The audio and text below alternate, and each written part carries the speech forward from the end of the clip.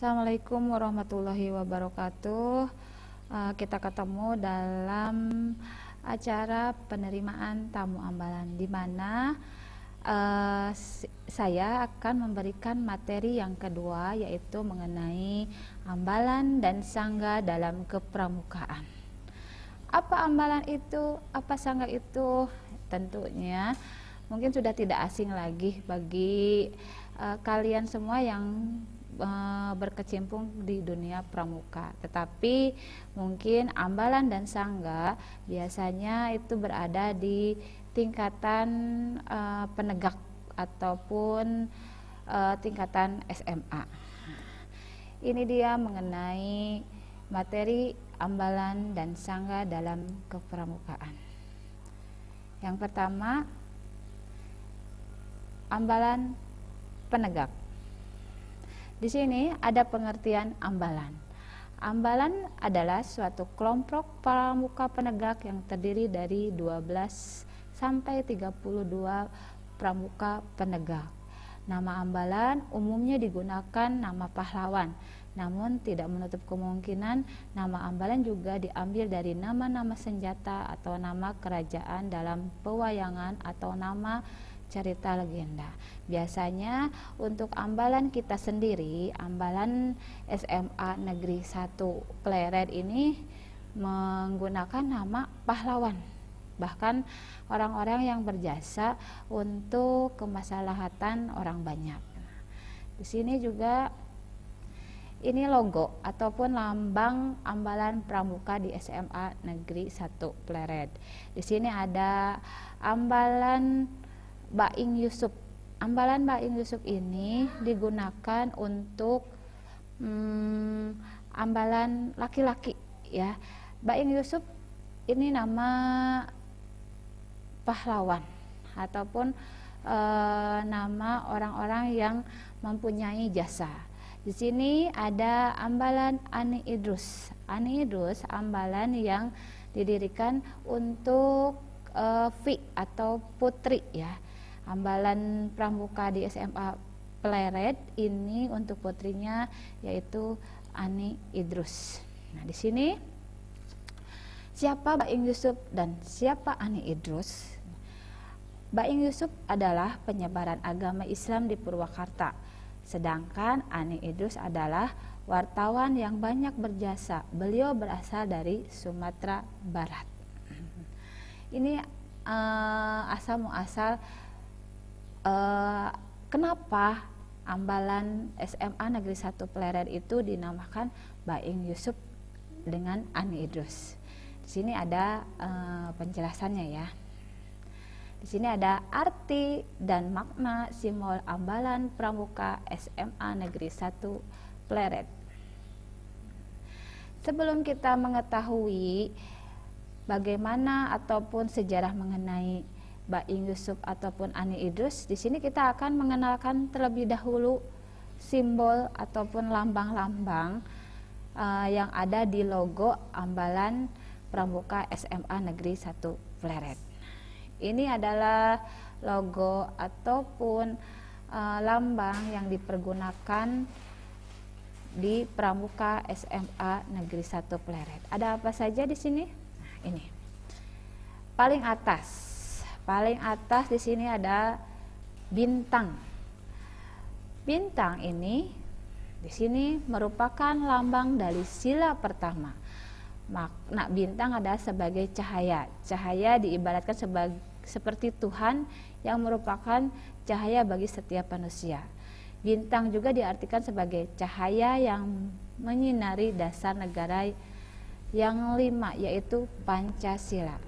Kemudian juga cahaya bagi sifat negara yang 5, yaitu merdeka, bersatu, berdaulat, adil, dan makmur. Di sini juga kita berada di wilayah negara Indonesia, di mana setiap warga negaranya itu mempunyai kepercayaan masing-masing. Di sini ketuhanan yang Maha Esa, berarti kita mempunyai Tuhan yang memang disembah dan sesuai dengan kepercayaannya masing-masing. Selain itu, di sini kan ada logo bintang. Selain bintang ada juga logo tambang. Nah, tambang di sini atau tali sini mempunyai arti. Di sini tali melingkar dengan ujung membentuk simpul mati, mengiaskan bahwa antar sesama pramuka di seluruh dunia selalu menjalani hubungan persahabatan dan persaudaraan. Nah, selain itu, selain pada persaudaraan dan juga persahabatan, di sini juga lambang pramuka sedunia itu menggunakan juga lambang tali ya. Selain tali di sini ada lambang kitri. Kitri ataupun tunas kelapa. Karena lambang pramuka Indonesia ini yaitu tunas kelapa. Di sini kenapa ada dua? Kenapa kitrinya ada dua atau tunas kelapanya ada dua? Nah, di sini menjelaskan bahwa lambang gerapan pramuka mengandung arti kiasan sebagai berikut. Buah kelapa dalam keadaan tumbuh di mana cikal ini mengandung arti pramuka adalah inti bagi kelangsungan hidup bangsa. 2. Buah kelapa tahan lama. Ini mengandung arti pramuka adalah orang yang jasmani dan rohaninya kuat dan ulet. Nah, berarti pramuka itu bisa hidup di mana saja.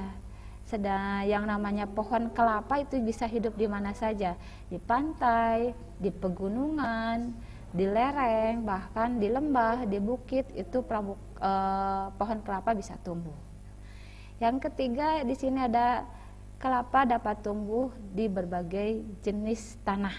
Ini mengandung arti bahwa pramuka adalah orang yang mampu beradaptasi dalam kondisi apapun. 4. Kepala tumbuh menjulang tinggi. Ini mengandung arti setiap pramuka memiliki ciri-ciri yang tinggi. Yang 5, akar kelapa kuat. Ini mengandung arti pramuka berpegang pada dasar-dasar yang kuat. 6. Kelapa pohon yang serbaguna. Ini mengandung arti pramuka berguna bagi nusa dan bangsa dan agama. Selanjutnya, nah ini tadi saya belum jelaskan ya kenapa kitri ini ada dua dan saling membelakangi. Di sini kenapa ada dua? Karena dalam pramuka satuan putra dan satuan putri itu terpisah. Jadi ini menyimbolkan, melambangkan bahwa yang satu adalah pramuka putra dan yang satu adalah pramuka putri. Selain ada kitri, dalam lambang pramuka SMA Negeri 1 Pleret juga terdapat keramik. Keramik atau logo gerabah. Ini melambangkan identitas kebudayaan daerah lokal, yaitu kerajinan khas dari Kecamatan Pleret. Sebagai tanda bahwa pramuka SMA Negeri 1 Pleret tidak akan pernah lupa akan budaya lokalnya sendiri ya. Jadi Pleret itu sudah terkenal oleh keramiknya, bahkan bukan tingkat daerah, tingkat nasional, bahkan sudah ke mancanegara, bahwa wilayah Pleret itu terkenal dengan kerajinan keramiknya atau gerabahnya. Nah, itulah tadi seputaran lambang yang ada di logo pramuka SMA Negeri 1 Pleret. Nah, sekarang setelah kita mengenal logo, kita juga akan mengenal sejarah mengenai Baing Yusuf dan Ani Idrus. Kenapa SMA Pleret ini menggunakan nama Baing Yusuf? Dari mana itu Baing Yusuf? Mungkin kalian semua tidak akan tahu siapa sih Baing Yusuf ataupun Ani Idrus. Nah, ini adalah sekilas sejarah mengenai Baing Yusuf. Baing Yusuf yang memiliki nama asli R.H. Moh Yusuf, seorang tokoh penyebar agama Islam di era 1800-an bersemayam di sana. Di sana itu berarti di Purwakarta. Makamnya ada tepat di belakang masjid. Tepatnya itu di belakang Masjid Agung Purwakarta yang terletak di Kaum ataupun di dekat alun-alun ya. Ia datang ke Purwakarta sekitar tahun 1820-an saat pusat pemerintahan Karawang berada di Wanayasa. Sekitar tahun 1826 Baing Yusuf mulai mendirikan masjid. Saat ini adalah Masjid Agung Purwakarta sebagai tempat syiar Islam. Saat itu tempatnya masih berupa hutan karena pusat pemerintahan masih berada di Wanayasa. Sejak kecil ia memiliki kecerdasan. Pada usia belia ia pun sudah menguasai bahasa Arab. Lalu saat usia 12 tahun sudah mampu menghafal Quran. Ia juga belajar Islam di Mekah, Arab Saudi. Meski hafal bahasa Arab, dikisahkan bahwa Baing Yusuf tetap melakukan syiar di Purwakarta dengan menggunakan bahasa Sunda sebagai identitas kultural masyarakat dengan menggunakan masyarakat Jawa Barat. Beliau menyusun kitab fikih dan tasawuf dengan bahasa Sunda, meskipun tulisannya huruf Arab. Kitab itu digunakan untuk memudahkan syiar Islam karena mayoritas masyarakat berbahasa Sunda. Itulah tadi sedikit sejarah mengenai Baing Yusuf. Jadi kalau ada yang bertanya, mengapa Ambalan SMA Negeri 1 Pleret itu menggunakan nama Baing Yusuf? Siapa Baing Yusuf? Nah, berarti tadi Baing Yusuf itu tokoh agama ya, tokoh penyiar Islam yang berada di daerah Purwakarta. Bahkan makamnya pun berada di belakang Masjid Agung Purwakarta. Itu sedikit sejarah mengenai Baing Yusuf. Sekarang sejarah mengenai Ani Idrus. Ani Idrus ini mungkin tidak familiar Dewi Sartika, Raden Kartini, ya itu kan sosok pahlawan yang sering didengar bahkan sudah tahu sejarahnya. Tapi di sini Ani Idrus itu siapa? Nah, mungkin kalian rekan-rekan tidak mengetahui siapa si Ani Idrus. Nah, ini sedikit sejarah mengenai Ani Idrus. Ani Idrus.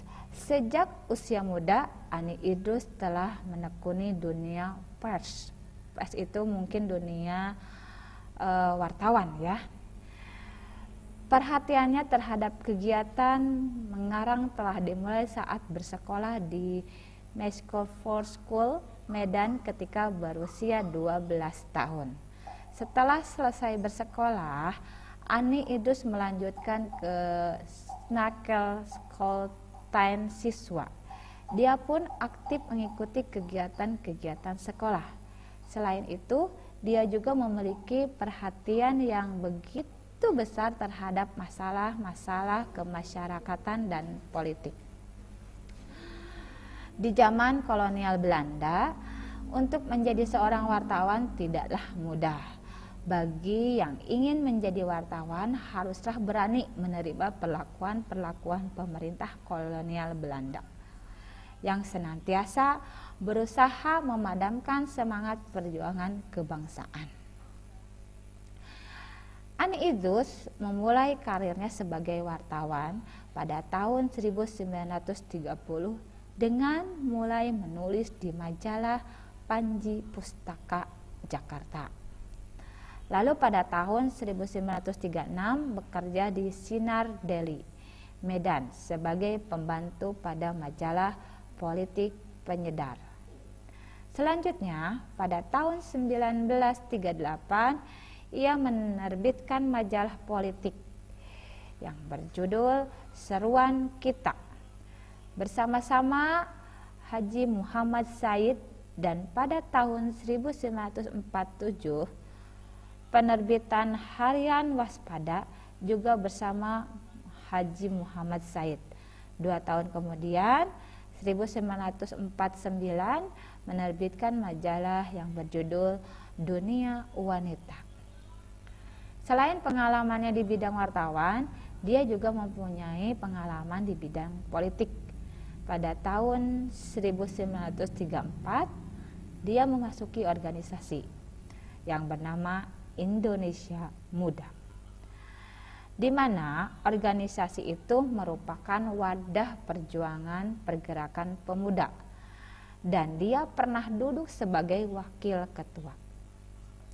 Pada tahun 1937 menjadi anggota Partai Gerakan Rakyat Indonesia atau Gerindo di Medan.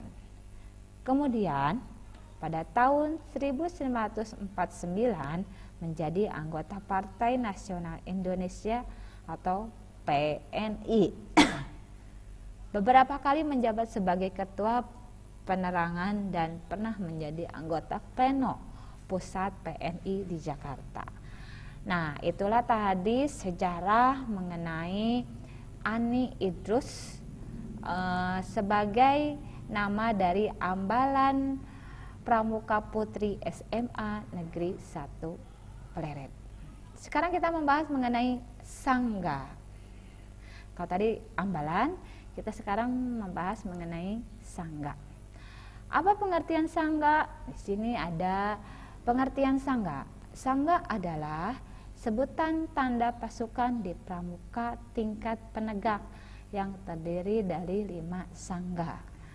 Untuk tingkatan penegak kita dinamakan sebagai sangga. Untuk penggalang itu biasanya kelompok ya. Misalnya tuh ya kelompok. Mungkin kalau misalnya di TNI bisa disebut juga dengan peleton. Nah, itu. Di sini dalam sangga itu ada 5 sangga, yaitu yang pertama ada sangga perintis, sangga sangga pencoba, dan juga sangga penegak, pendobrak, dan pelaksana. Nah, ini adalah simbol atau lambang-lambang dari sangga tersebut. Di sini ada perintis. Perintis dengan latar merah. Kenapa latar merah? Ya, ini menggabungkan antara warna darah dan juga melambangkan keberanian ya. Untuk merah itu berani. Berani di sini bersemangat. Terus di sini juga ada pencoba. Pencoba ini latarnya putih untuk pencoba. Penegas latarnya hitam. Yang nomor 4 adalah pendobrak. Pendobrak dan pelaksana. Di sini ada sangga sendiri adalah satuan terkecil dalam penegak, yang berarti gubuk atau rumah kecil di sawah atau saung. Dengan itu diharapkan segenap anggota sangga mengedepankan nilai-nilai kekeluargaan dan musyawarah dalam mengambil keputusan, termasuk dalam menentukan nama dan tanda sangga. Sangga dipimpin salah seorang penegak yang disebut pimpinan sangga atau pinsa. Setiap 4 sangga dihimpun dalam sebuah ambalan. Nah, mungkin kalau untuk penggalang itu kan regu atau kelompok ya, biasanya itu ada pinrunya, pemimpin regunya. Nah, untuk tingkatan penggalang itu regu. Regunya biasanya regu mawar, untuk perempuan regu melati. Kalau untuk laki-laki biasanya kan itu ada regu harimau, elang. Nah, ya itu disebut dengan regu, satuan-satuan kecil untuk penggalang. Sedangkan penegak itu disebut dengan sangga. Di sini ada 5 sangga. Nah, jadi nanti kalian mau masuk ke sangga apa? Apakah penegak, pencoba, perintis, pendobrak, pelaksana, ya. Nah, di sini kita jelaskan mengenai sangga tersebut. Ada apa saja di dalam sangga? Di sini sangga perintis. Nah, sangga perintis didirikan pada tanggal 20 Mei 1908 bertepatan dengan Hari Kebangkitan Nasional, yaitu saat di mana bangsa Indonesia masih dalam masa penjajahan dan bangsa Indonesia mulai merintis dan menyatukan kekuatan untuk berjuang untuk melawan para penjajah. Yang namanya perintis pasti mempunyai kegiatan yang sangat luar biasa, karena perintis itu adalah pionir ya, atau awal diadakannya sebuah kegiatan. Nah, ini adalah lambang dari sangga perintis.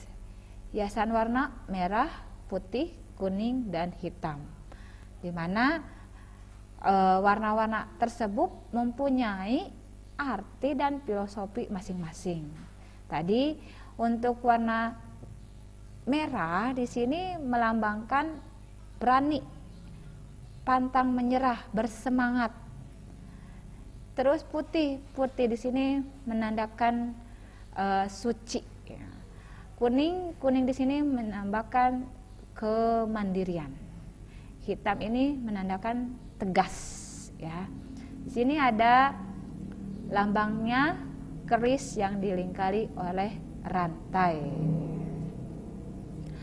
Tugasnya itu mengeluarkan ide-ide atau mengandung pengertian perintisan atau pelopor dalam kebaikan.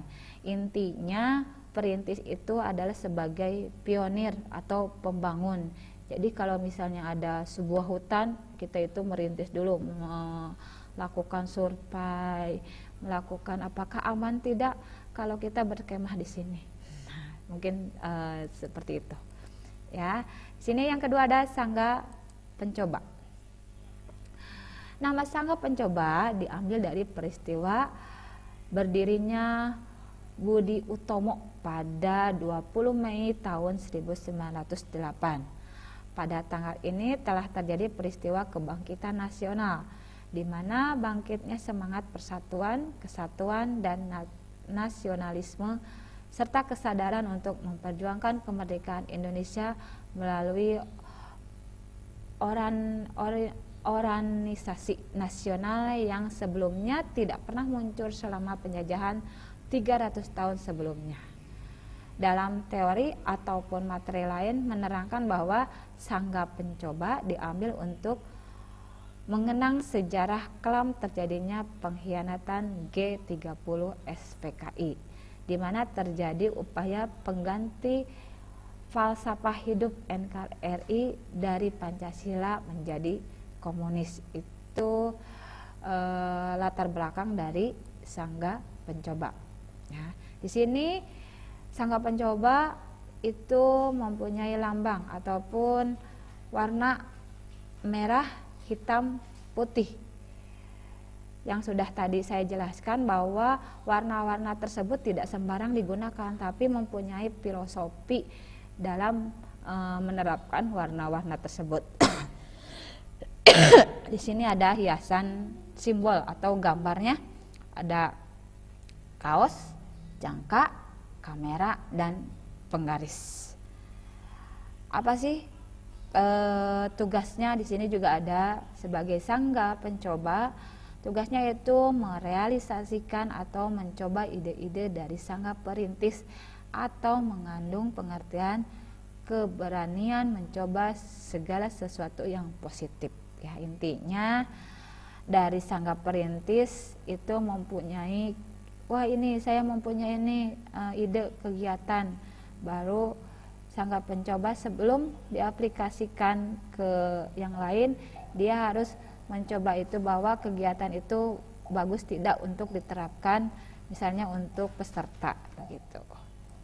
Nah, untuk berikutnya yaitu ada sangga pendobrak. Sangga pendobrak mempunyai latar belakang didirikan pada tanggal 17 Agustus 1945 bertepatan dengan Hari Proklamasi Kemerdekaan Indonesia.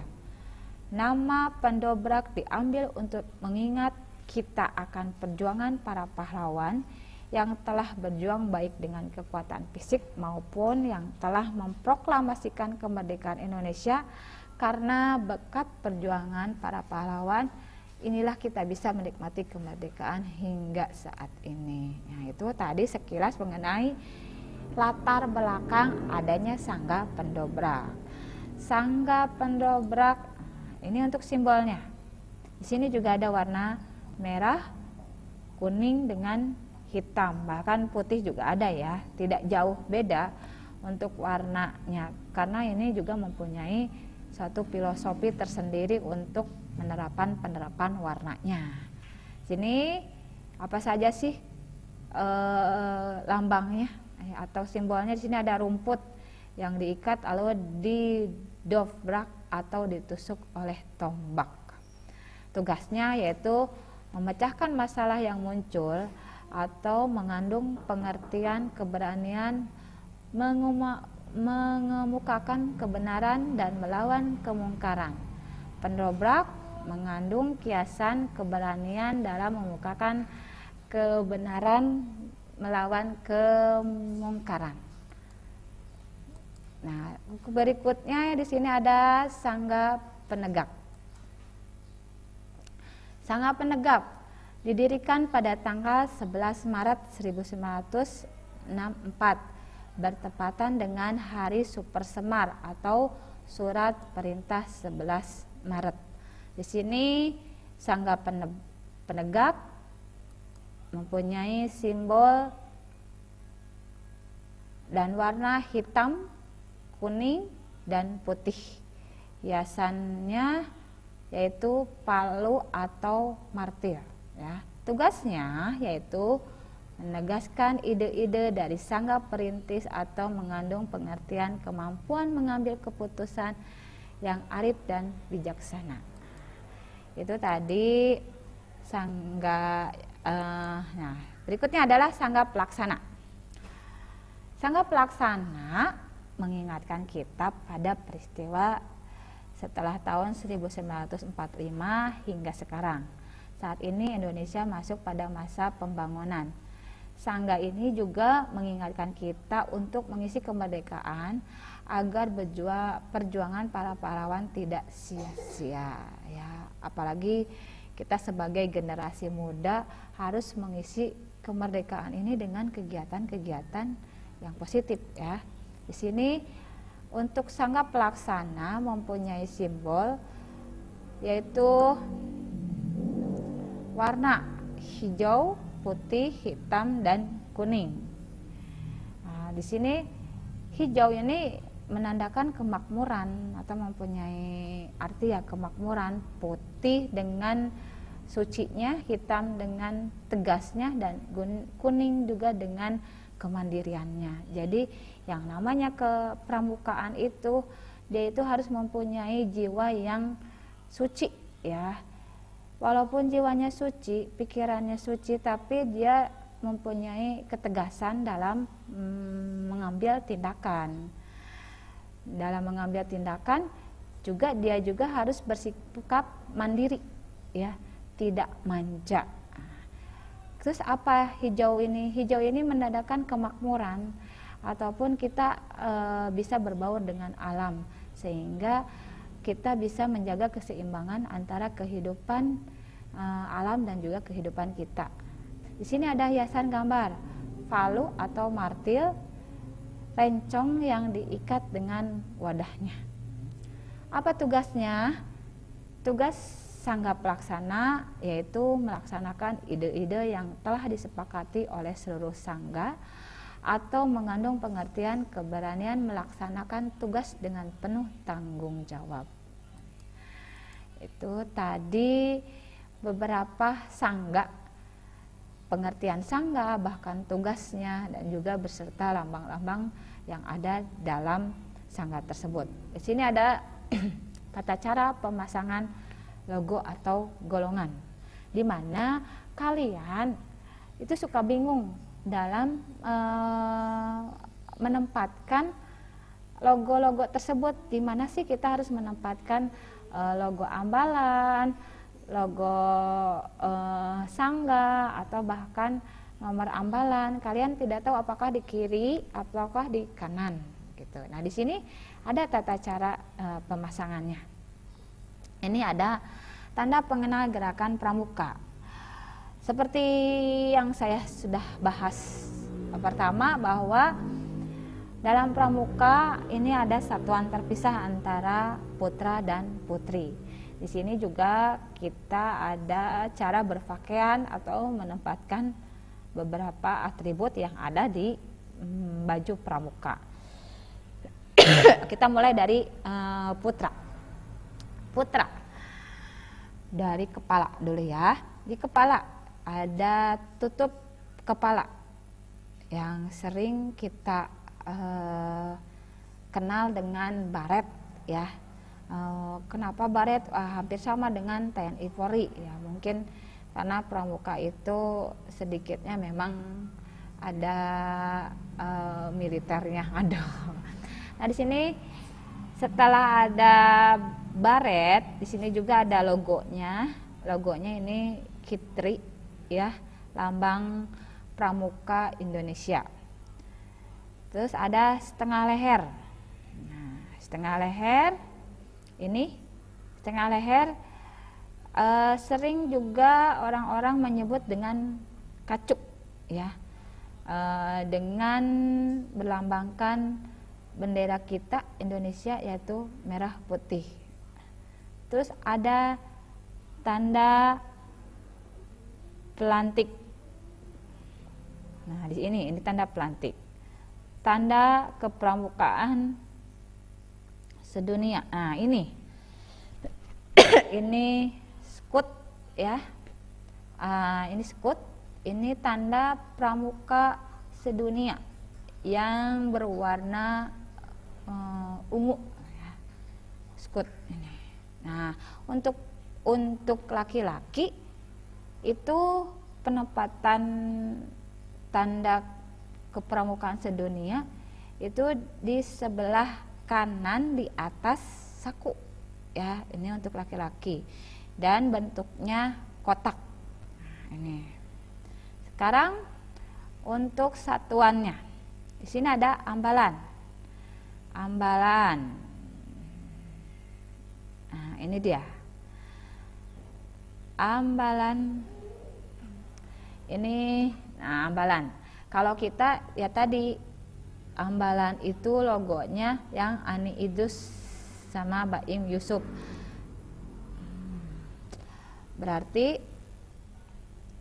Berarti ini di sini sebelah kiri ya. Untuk ambalan, untuk logo ambalan kita terapkan di sebelah kiri. Mungkin untuk laki-laki di sini Baim Yusuf.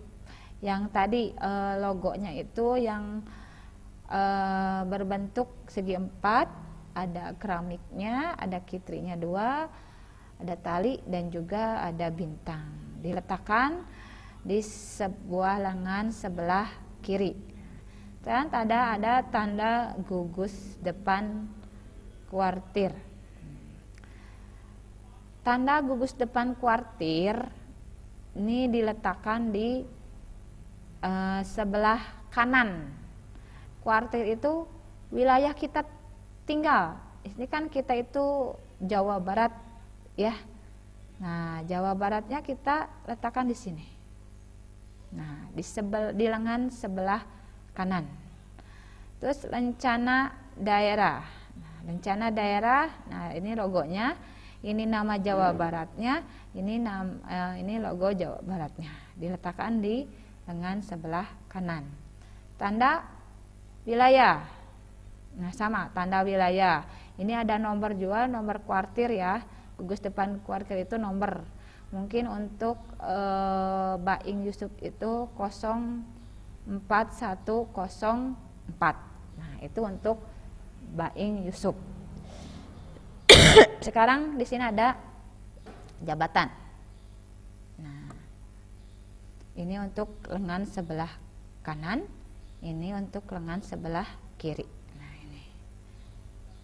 Sekarang tanda kecakapan umum. Tanda kecakapan umum. Di sini biasanya ada bantara. Untuk tingkatan penegak kita mempunyai tanda kecakapan umum, yaitu ada bantara dan laksana. Jadi sebelum kita mempunyai balok ya, sering disebut juga dengan balok ini, kita juga harus memenuhi kewajiban dulu, yaitu menyelesaikan dulu SKU-nya, baru nanti kita bisa pelantikan atau mendapatkan balok tersebut. Yang tahapan pertama yaitu bantara. Nah, setelah mendapatkan bantara, setelah itu ingin tingkat lagi ke yang lebih tinggi, yaitu laksana. Tapi kita sering menyebutkan dengan balok kayak ini. Terus tanda kecakapan khusus. Nah, di sini ini biasanya di sini kalau misalnya kita punya keahlian, contohnya kita punya keahlian memasak. Nah, ini ada salah satu logonya atau simbolnya ya. Penghargaan. Nah, di sini kita bisa diletakkan di sini. Ini bagi orang-orang yang sudah mempunyai keterampilan khusus ya. Itu tadi untuk peletakan logo-logo yang ada di pramuka. Terus juga dalam aturan dalam memakai baju pramuka itu berbeda juga ya. Dimana untuk laki-laki ini bagian atas ataupun baju di kedua dadanya itu terletak saku 2. Nah, ini untuk laki-laki, untuk kalangan penegak bajunya dimasukkan ke dalam celana. Nah, ini. Dan kita juga itu mempunyai pakaian khusus ya. Ada PDU, PDL, ya PDH. Ya, ada ini kenapa dalam celananya ini ada sakunya. Nah, ini pakaian PDL lapangan ya, biasanya ya digunakan ketika kegiatan berlangsung. Nah, itulah tadi sekilas mengenai tata cara pemasangan logo pada putra. Sekarang pada putri. Sini ada tutup kepala. Nah, ini tutup kepala.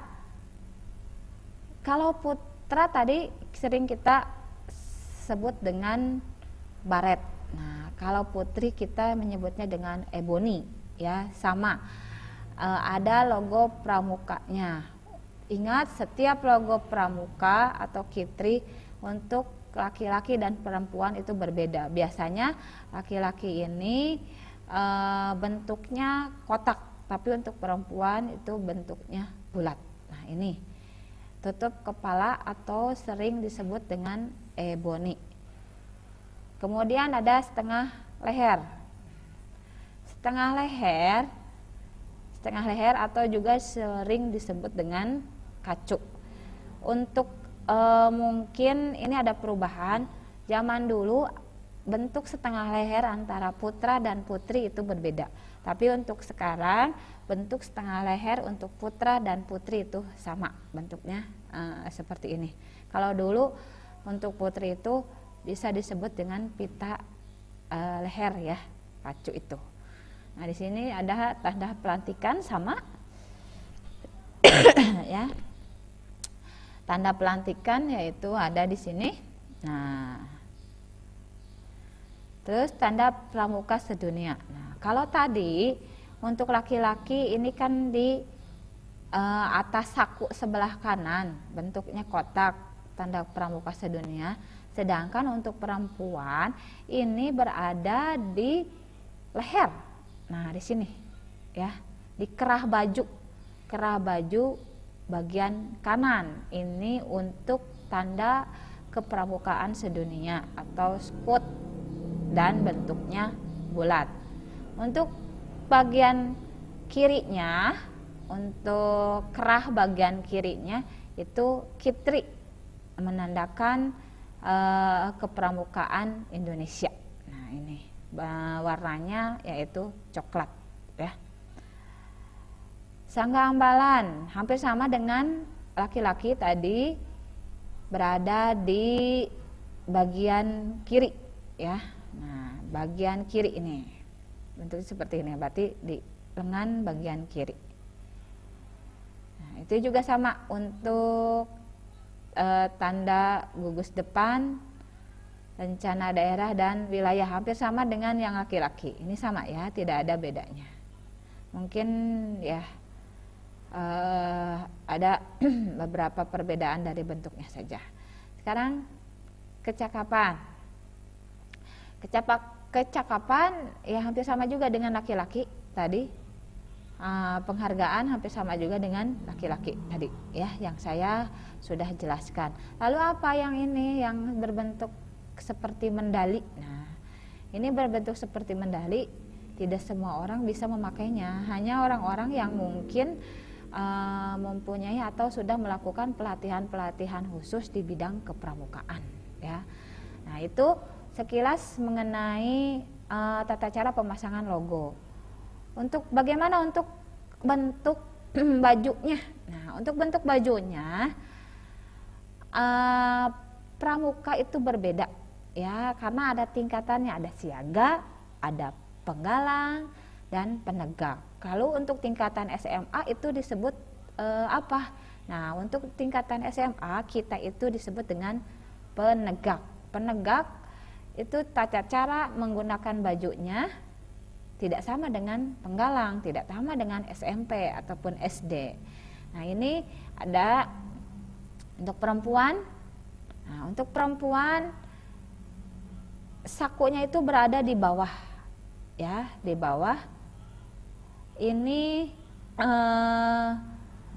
bajunya itu dikeluarkan, tidak dimasukkan ke dalam roknya. Jadi dikeluarkan karena sakunya berada di bawah baju. Nah, ini sebetulnya ada rempelnya ya, cuma tidak tidak terlihat. Nah, untuk tingkat SMA ataupun penegak ini mempunyai rempel 1 ya. Nah, kalau untuk siaga kan rempelnya banyak. Untuk penggalang rempelnya 2. Nah, untuk penegak itu rempelnya 1. Nah, ini ya. Ini adalah tata cara pemasangan logo dan juga bentuk baju seperti apa. Karena dalam kepramukaan itu ada setiap tingkatan tersebut akan berbeda pula ya. Sini ada kegiatan penebusan sangga pramuka SMA Negeri 1 Pleret. Ini sedikit dokumentasi atau gambar-gambar yang diambil ketika kegiatan penebusan sangga tersebut. Nah, ini dia. Karena kita untuk memiliki bed sangga itu tidak mudah, karena pertama ada prosesnya dulu. Pengisian SKU, sudah pengisian SKU nanti disahkan oleh pembina, dan juga ada pelantikannya, ada penebusannya. Biasanya penebusannya itu dilakukan dengan mengadakan kegiatan terlebih dahulu. Nah, ini adalah salah satu kegiatan penebusan sangga ya. Walaupun kelihatannya berat, tapi ini mengasihkan karena di sini kita dalam kegiatan-kegiatan tersebut juga ada nilai gamenya atau permainannya gitu ya. Jadi ada seru-seruannya. Kenapa sih pramuka ini identik dengan basah-basahan, kotor-kotoran? Ya tadi karena kita berbaur dengan alam sekitar, ya, berbaur dengan alam sekitar. Jadi kegiatannya lebih bagus itu dilaksanakan di luar ruangan. Ini ada di pinggir sungai, ya. Ini berada di area pesawahan yang kering. Sama. Ini ada sedikit permainan. Ini juga berada di dalam sungai, ya. Mungkin mereka mengadakan suatu kegiatan untuk ketangkasan. Nah, ini sama.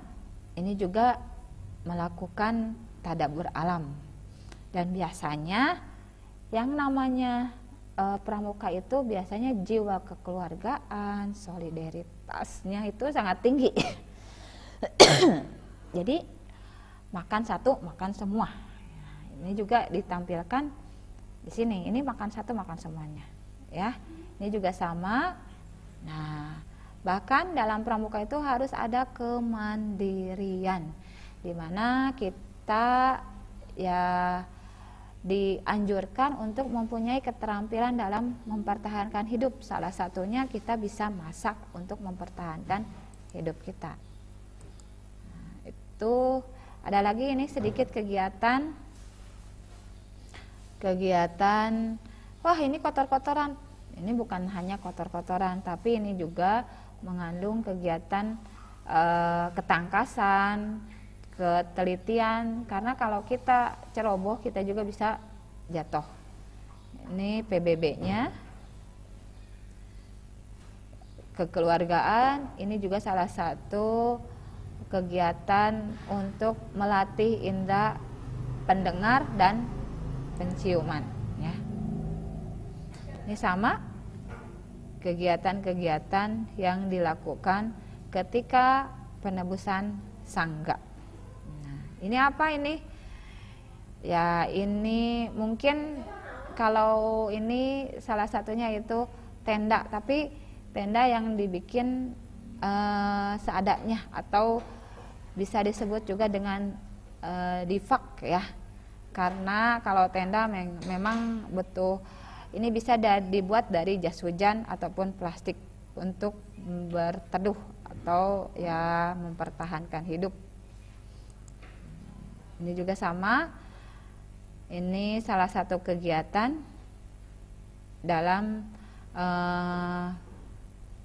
menebus sangga, ya, atau pelantikan. Itulah tadi sekilas mengenai materi ataupun pengenalan dalam kepramukaannya. Terima kasih atas perhatiannya. Wabillahi taufiq wal hidayah. Wassalamualaikum warahmatullahi wabarakatuh.